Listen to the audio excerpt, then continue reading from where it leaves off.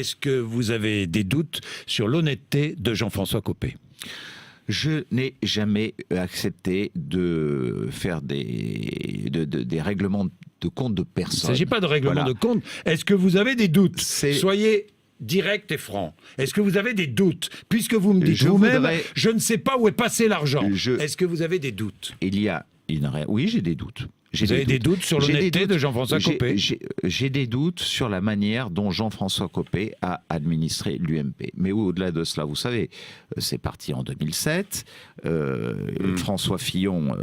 vous avez aussi des doutes sur François Fillon, alors ? François Fillon m'a quand même appelé 3 fois au mois de juin 2007 pour me dire je te demande de te retirer de la candidature à la présidence du groupe UMP parce que nous souhaitons que ce soit Jean-François Copé qui assume cette responsabilité. Bon, alors qu'il y a une tradition dans la Ve République, c'est que le président du groupe soit toujours le plus proche possible de l'exécutif, du pouvoir et du président de la République. À cette époque, Jean-François Copé en était bien éloigné. On a choisi de lui faire confiance. Et puis nous avons eu 2012.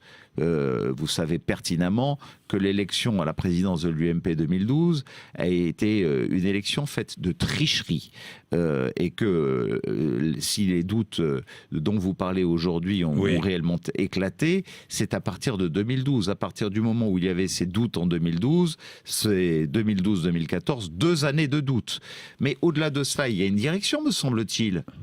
Il y a un triumvirat de hautes personnalités, de très grande qualité, qui ont exercé les plus hautes responsabilités au sommet du pouvoir, des anciens premiers ministres. C'est quand même pas à moi qu'il faut poser la question sur les doutes.